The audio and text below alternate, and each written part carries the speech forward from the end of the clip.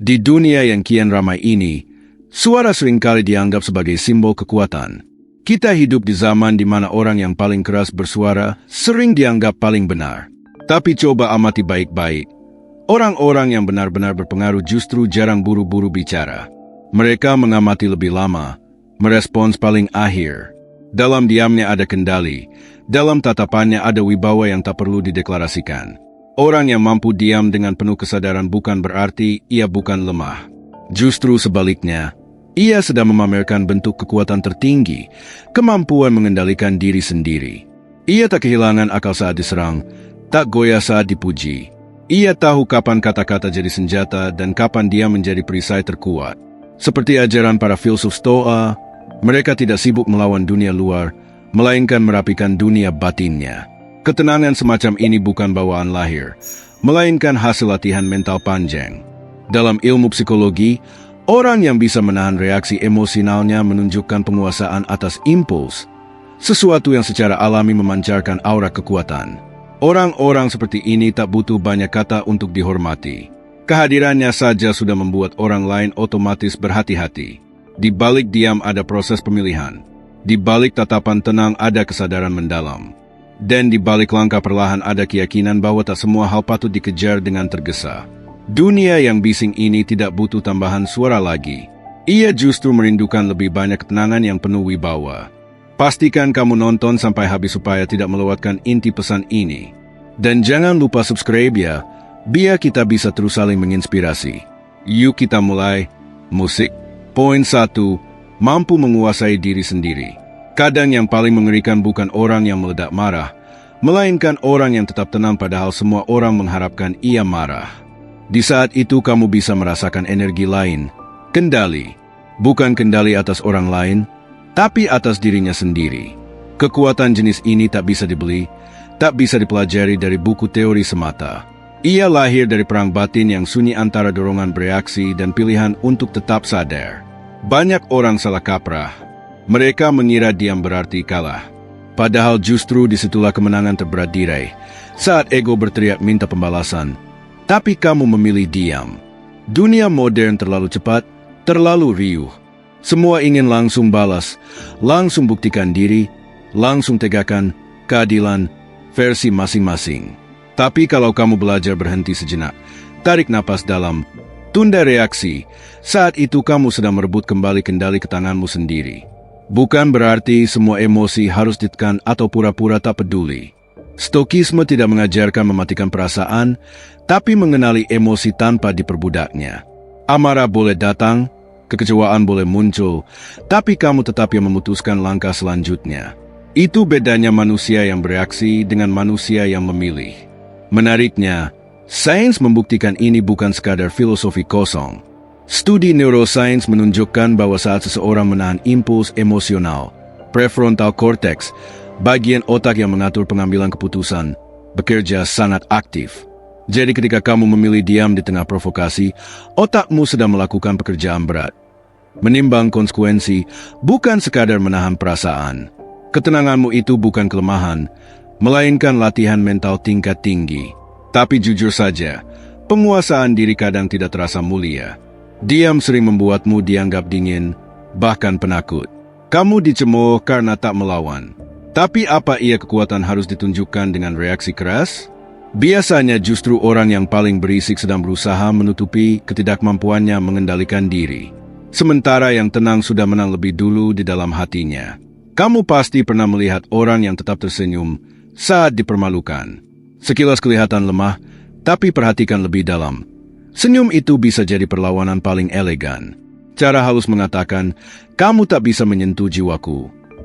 Di dunia yang mengukur kekuatan dari desibel suara, penguasaan diri adalah pemberontakan paling mematikan, tapi sunyi. Namun ini bukan ajakan untuk terus menahan diri tanpa batas. Penguasaan diri bukan represi. Ia harus diimbang dengan refleksi. Orang yang terus menahan tanpa menyalurkan bisa meledak dari dalam. Maka diam yang berwibawa harus disertai kesadaran. Kapan menahan, kapan bicara, kapan ketenangan harus berubah jadi tindakan tegas. Kamu tak perlu membela harga diri dengan teriakan. Kadang cukup satu tatapan tenang, satu langkah mantap, satu keputusan tanpa penjelasan panjang. Orang akan langsung tahu kamu bukan tipe yang gampang digoyahkan. Itulah aura autentik yang tak bisa dipalsukan, hasil latihan panjang mengganti reaksi impulsif dengan keputusan sadar. Bayangkan setiap kali ingin membalas, kamu tunda. Setiap kali ingin menjelaskan diri, kamu biarkan perbuatanmu yang bicara. Berapa banyak energi tersimpan, berapa banyak kesalahan terhindar, dan berapa banyak wibawa tumbuh hanya karena kamu memilih tenang saat orang lain membakar diri. Makanya penguasaan diri bukan sekadar sifat, ia adalah disiplin spiritual. Ia menuntut kesadaran penuh tentang siapa dirimu, apa yang kamu perjuangkan, dan mana yang pantas dapat energimu. Ketika kamu sampai di titik itu, kamu tak lagi perlu membuktikan apapun. Orang akan merasakannya. Dan disitulah wibawa sejati lahir. Ketika kamu tak perlu bicara lagi untuk didengar, ketika kehadiranmu sendiri sudah jadi pernyataan tegas. Poin 2. Tunjukkan kekuatan tanpa terlihat sombong. Ada saat-saat diam justru berbicara lebih keras daripada ribuan kata. Kamu pasti pernah bertemu orang yang tak banyak omong, tapi seluruh ruangan seperti otomatis menyesuaikan ritme dengan kehadirannya. Bukan karena takut, tapi karena mereka tahu orang itu benar-benar tahu siapa dirinya. Inilah kekuatan yang tak diumbar, tapi terasa sampai ke tulang. Kekuatan sejati tak butuh pembuktian terbuka. Semakin seseorang merasa harus membuktikan, semakin terlihat ia belum yakin. Orang yang sudah mantap tidak sibuk pamer. Ia fokus menjadi dirinya, tak butuh sorotan, karena kenangannya sudah cukup menerangi sekeliling. Seperti api kecil yang stabil, bukan kobaran yang cepat padam. Kita hidup di era di mana suara paling keras sering dianggap paling benar, di mana percaya diri yang ekspresif lebih dipuja ketimbang keteguhan yang sunyi. Tapi kalau kamu amati lebih dalam, orang-orang paling berpengaruh justru jarang bicara. Mereka mengamati lebih lama, merespons lebih lambat, tapi setiap gerakannya berbobot. Penelitian psikologi sosial menemukan bahwa postur tegak, tatapan stabil, dan bahasa tubuh terbuka menciptakan persepsi kekuasaan. Tapi ironisnya, kekuasaan paling kuat bukan yang mengandalkan gestur semata, melainkan yang lahir dari kesadaran diri. Ketika kamu tahu kapan diam, kapan bicara, kapan pergi, itu bukan sikap dingin, itu tanda kedewasaan. Sayangnya banyak yang salah paham. Di budaya kita, orang percaya diri sering dicap sombong, sementara yang tenang dicap berkelas tapi dingin. Padahal tenang bisa jadi bentuk penghormatan tertinggi pada diri sendiri dan orang lain. Tapi kamu tahu kan bagaimana dunia ini? Terlalu vokal diserang, terlalu tenang dicurigai. Maka keseimbangan jadi seni tersulit. Bagaimana menunjukkan kekuatan tanpa menakuti? Bagaimana berwibawa tanpa membuat orang lain merasa kecil? Jawabannya bukan mengubah diri agar disukai, tapi menjaga konsistensi antara pikiran dan tindakan. Postur tegak karena percaya, bukan ingin kelihatan tinggi. Suara rendah karena tenang, bukan menahan marah. Tatapan stabil karena jujur, bukan mengintimidasi. Orang akan merasakan bedanya. Ketenangan seperti ini bukan topeng. Ia lahir dari kedewasaan yang teruji bertahun-tahun. Orang yang pernah gagal tahu bahwa membuktikan diri lewat kebisingan tak banyak gunanya. Orang yang pernah diserang tahu keheningan lebih ampuh daripada serangan balik. Dan orang yang sudah berdamai dengan diri sendiri tahu wibawa sejati tak pernah bisa dipaksakan. Tapi ada risikonya juga. Ketenangan berlebihan bisa terbaca sebagai jarak. Kadang orang mengira kamu tak peduli. Maka ingat, wibawa tanpa empati hanya tembok dingin. Kamu boleh kuat tanpa menghapus sisi manusiawi. Sesekali senyum tipis atau kalimat sederhana cukup menjembatani jarak itu. Kekuatan tidak harus kaku. Di dunia kerja hal ini makin kentara. Orang yang diam dan fokus sering lebih dipercaya untuk tugas besar karena tak mengumbar janji. Tapi ironis, sistem penghargaan sering memihak yang paling terlihat. Maka tetap realistis, rendah hati, tapi jangan hapuskan diri. Tunjukkan hasil lewat konsistensi, bukan kata-kata. Seperti air yang pelan-pelan mengikis batu, diam, tapi mengubah segalanya. Kalau kamu bertanya-tanya, sudah berwibawa atau cuma berpura-pura? Lihat saja bagaimana orang memperlakukanmu.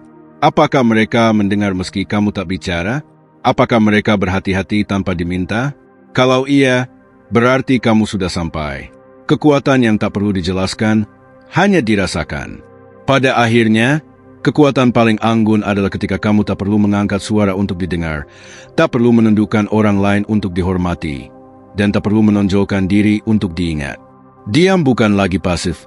Ia jadi bahasa ketegasan paling halus, paling sulit ditiru, dan paling susah dikalahkan. Poin 3. Bangun reputasi secara alami tanpa orang lain sadari. Coba renungkan. Berapa banyak orang yang menghabiskan hidupnya hanya untuk terlihat benar, bukan untuk benar-benar menjadi benar? Dunia saat ini penuh dengan pembuktian diri. Semua ingin dianggap penting, berpengaruh. Padahal pengaruh sejati sering bekerja dalam diam. Tidak semua reputasi dibangun di atas panggung. Banyak yang tumbuh pelan dari cara seseorang menjalani hari-harinya. Reputasi sejati bukan hasil pernyataan besar, tapi akibat kebiasaan kecil yang konsisten. Ia terbentuk saat kata dan perbuatanmu selalu seirama, entah ada yang melihat atau tidak. Sebuah penelitian di Journal of Personality and Social Strategy Review menemukan bahwa manusia secara alami lebih percaya pada orang yang perilakunya konsisten, meski mereka tak terlalu akrab. Integritas yang tak dipromosikan tetap terbaca karena manusia mengenali pola, bukan klaim. Tapi membangun reputasi seperti ini tidak gampang. Dunia sosial terus menguji integritasmu secara halus. Kamu sering ditantang untuk kompromi sedikit demi diterima. Hidup sesuai prinsip kadang terasa keras kepala, bahkan aneh. Tapi bukankah lebih berbahaya hidup dengan topeng berbeda di setiap situasi? Kalau kamu terus berganti warna demi suasana, lambat laun kamu lupa bentuk aslimu. Mungkin kamu pernah lelah karena tak dipahami. Di tengah orang pragmatis, kamu memilih jujur. Di tengah orang yang ingin cepat naik, kamu tetap sabar. Rasanya seperti jalan sendiri, tapi percayalah, orang-orang memperhatikan. Mereka mungkin tak bilang, tapi mereka melihat caramu menolak jalan pintas, tetap sopan pada yang kasar, menepati janji kecil tanpa saksi. Itulah benih reputasi sejati, ditanam dalam diam, berbuah di waktu yang tepat. Dalam Stoikisme, reputasi bukan sesuatu yang dikejar, tapi yang mengikuti. Fokuslah pada yang bisa kamu kendalikan, tindakan, sikap, keputusan. Lepaskan keinginan untuk dikagumi. Saat kamu berhenti mengejar pengakuan, justru saat itulah pengakuan mulai datang. Seperti air jernih yang tak pernah minta perhatian, tapi kedalamannya tetap terlihat. Ada ironi menyedihkan. Orang yang hidup tenang tanpa drama sering baru dihargai setelah mereka tiada. Baru saat itu dunia sadar reputasinya bukan citra, tapi cara hidupnya. Ini bukan romantisasi kematian, tapi pengingat tentang waktu. Reputasi tahan lama butuh konsistensi, bukan sensasi. Tetap realistis. Konsistensi bukan berarti kaku. Dunia berubah, cara boleh menyesuaikan, nilai inti tetap. Fleksibilitas bukan pengkhianatan prinsip, tapi kebijaksanaan. Sekarang tanya dirimu pelan, siapa kamu saat tak ada yang melihat? Bagaimana kamu memperlakukan orang yang tak bisa balas jasamu? Bagaimana kamu bertindak saat tak ada kamera? Tak ada validasi, disitulah reputasimu sedang dibentuk. Setiap janji kecil yang ditepati, setiap sikap tenang saat disalahpahami, semua meninggalkan jejak. Orang mungkin tak memujimu hari ini, tapi ingatan sosial bekerja diam-diam. Suatu hari, saat kamu tak lagi berusaha terlihat, namamu akan disebut dengan hormat, bukan karena kamu minta, tapi karena kamu memang layak. Reputasi dari integritas tak butuh tim humas. Ia tumbuh dari keaslian yang tak bisa dipalsukan. Saat kamu hidup sama di depan dan belakang layar, kamu tidak sedang membangun reputasi, kamu sedang menjadi reputasi itu sendiri. Dan di titik itu, kamu tak perlu lagi menjelaskan siapa dirimu. Dunia sudah tahu. Poin 4, hadapi orang yang menjatuhkanmu dengan wibawa. Lucu bukan betapa cepatnya dunia mengubah seseorang jadi bahan tontonan. Sekali ada rumor, sekali ada hinaan, semua mata menunggu reaksimu. Dan anehnya, yang ditunggu bukan kebenaran, tapi drama. Karena reaksi emosional jauh lebih menghibur daripada ketenangan berkelas. Tapi justru disitulah letak kekuatanmu, saat kamu menolak ikut bermain di level mereka. Bayangkan kamu difitnah di depan banyak orang. Nada lawan tinggi, ekspresi penuh keyakinan. Semua menunggu pembelaanmu. Tapi kamu hanya menatap tenang, lalu berkata pelan, waktu akan membuktikan. Lalu kamu pergi. Di momen itu kamu bukan cuma menahan diri, kamu merebut kendali dari orang yang berusaha mengendalikanmu. Riset psikologi sosial membuktikan ketenangan di tengah provokasi adalah tanda regulasi emosi yang matang. Studi Gross-Thompson 2007 menunjukkan saat kamu menahan impuls reaktif, prefrontal cortex bekerja lebih aktif. Artinya diam bukan tanda kalah, tapi memutus rantai agresi yang biasanya memperpanjang konflik. Tapi jujur, diam seperti itu berat. Butuh kekuatan besar untuk tidak membalas padahal kamu tahu kamu bisa. Ada pergulatan batin antara ego yang ingin balas dendam dan kesadaran yang tahu reaksi hanya akan menurunkan martabatmu. Inilah ujian sesungguhnya, bukan dari orang lain, tapi dari dirimu sendiri. Wajar kalau kamu khawatir, kalau aku diam, orang akan mengira aku lemah. Tapi lihat orang yang cepat marah atau cepat membela diri, mereka justru terlihat rapuh. Sebaliknya, orang tenang membuat lawan kehilangan arah karena kamu tidak memberi kepuasan emosional yang mereka cari. Ini bukan strategi licik, tapi buah kesadaran. Tidak semua pertarungan perlu dijawab dengan pedang. Dalam konteks sosial, sikap ini justru memancarkan wibawa. Pemimpin yang tak ikut amarah, karyawan yang tak terpancing gosip, teman yang tak membalas sindiran. Mereka menciptakan ruang tenang yang akhirnya menular, teori mirror neurons. Ketenangan bisa menular seperti halnya kemarahan. Tapi diam berwibawa bukan diam pasrah. Kamu boleh menegur, asal dengan kepala dingin. Kamu boleh bertindak, asal tanpa dendam. Bedanya cuma satu, kamu bergerak dari nilai, bukan dari luka. Stokisme menarik garis tegas antara kehormatan dan ego. Kehormatan tidak lahir dari pembalasan, tapi dari kemampuan menjaga jati diri saat semua orang hilang arah. Di kehidupan nyata, memilih diam mungkin membuatmu kehilangan beberapa hal. Kesempatan membela diri di depan umum, bahkan teman yang salah paham. Tapi kamu dapat hal lebih besar, ketenangan batin dan reputasi yang terbentuk tanpa promosi. Orang akan ingat kamu tidak pernah bereaksi murahan, tidak pernah cari simpati lewat luka. Kamu berdiri tenang, dan waktu yang membuktikan siapa yang sebenarnya jatuh. Mungkin diam tak selalu menang hari ini, tapi dalam jangka panjang, ia menjadi kamu sosok yang tak bisa dijatuhkan omongan siapapun. Karena bagaimana mungkin seseorang menjatuhkan orang yang menolak turun ke level yang sama? Poin 5. Tinggalkan warisan agar tetap dihormati setelah tiada. Coba renungkan, setelah kamu pergi, apa yang benar-benar ingin kamu tinggalkan? Nama besar, harta, prestasi, semua itu bisa lenyap. Tapi nilai, prinsip, dan ketenangan sikap, itulah yang melekat paling lama di ingatan manusia. Manusia pada hakikatnya takut dilupakan. Tapi ironisnya, saat kita berhenti mengejar agar diingat, justru saat itulah jejak kita mulai membekas. Marcus Aurelius pernah menulis bahwa hidup baik adalah hidup selaras dengan alam, dan alam tak butuh tepuk tangan. Ia bekerja dalam diam, tapi dampaknya abadi. Di era pamer, ketulusan sering dicibir naif. Tapi sosok yang hidup sederhana, jujur, stabil, sering justru paling dikenang. Bukan karena berusaha, tapi karena konsisten. Penelitian Kimberly Wade Benzoni menunjukkan dorongan meninggalkan legasi adalah tanggung jawab moral terhadap generasi berikut yang membuat orang berpikir dan bertindak lebih etis jangka panjang. Realistis saja, tidak semua kebaikan akan diingat. Kadang kamu memberi banyak tapi namamu tak disebut. Apakah sia-sia? Tidak. Warisan sejati bukan tentang siapa yang mengingatmu, tapi nilai yang tetap hidup setelahmu. Seperti benih yang kamu tanam tapi tak pernah lihat tumbuh. Warisan paling halus lahir dari keseharian. Cara kamu memperlakukan orang tak berdaya, cara kamu menahan diri saat bisa menyakiti, cara kamu tetap tenang di tengah kekacauan. Itulah film tanpa dialog hidupmu. Orang tak butuh penjelasan panjang untuk tahu kamu berharga.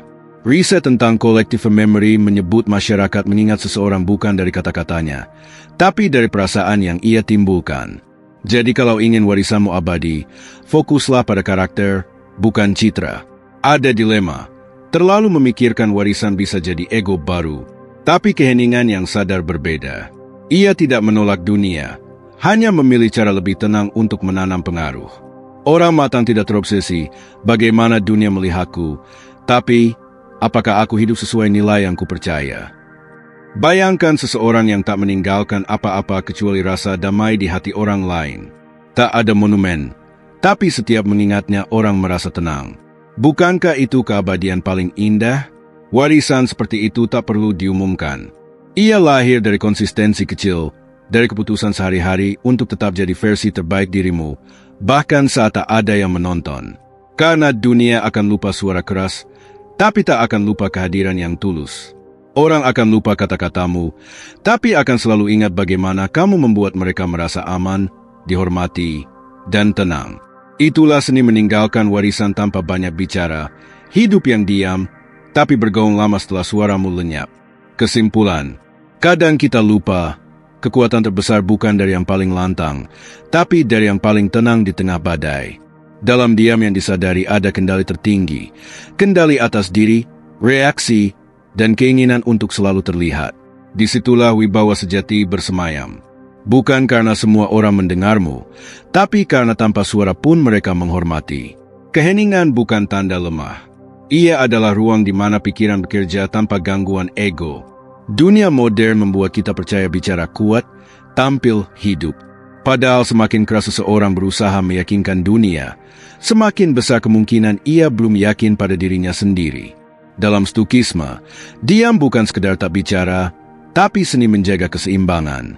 Saat kamu memilih diam, kamu tidak mematikan suara, kamu menyalakan kesadaran. Kamu belajar melihat tanpa bereaksi, mendengar tanpa menghakimi, bertindak tanpa butuh pengakuan. Keheningan seperti ini penuh energi, membuatmu tajam dan terarah. Tapi menjaga diam di dunia berisik itu sulit. Media sosial menuntut reaksi cepat. Ketenangan sering disalahartikan sebagai tak peduli. Tapi justru disitulah kekuatannya diuji. Diam sejati tidak lahir dari takut, tapi dari pilihan sadar. Tahu mana yang layak dapat energi dan mana yang tidak. Penelitian komunikasi menunjukkan orang yang mampu menahan diri sebelum menjawab dianggap lebih bijak. Ketenangan juga menular, emosional contagion efek. Di rapat, konflik, percakapan pribadi, ketenanganmu bisa menurunkan tensi orang lain. Tapi kita harus adil. Diam berlebihan bisa menutup hubungan. Maka imbangi dengan bahasa tubuh hangat, tatapan ramah, senyum tipis, gestur kecil yang bilang, "Aku di sini." Dengan begitu diam jadi jembatan, bukan tembok. Bayangkan kamu di ruangan ramai, tak ikut riuh, tapi saat bicara semua langsung diam mendengar. Itu bukan kebetulan. It's hasil konsistensi. Orang percaya pada yang tak banyak bicara tapi selalu tepat kata. Pada akhirnya, keheningan bukan menghindari dunia. Ia adalah cara paling elegan menguasai diri di tengah dunia yang sibuk saling kuasai. Dia membuatmu jernih, jernih membuatmu tajam, ketajaman membuatmu berwibawa, tanpa ancaman, tanpa pamer, tanpa teriak. Jadi kalau kamu ingin dihormati tanpa harus banyak bicara, latih diam yang penuh makna. Bukan diam dingin, bukan diam menahan marah, tapi diam yang memahami. Karena dari semua bentuk kekuatan yang pernah ada, yang paling tenanglah yang paling sulit dikalahkan.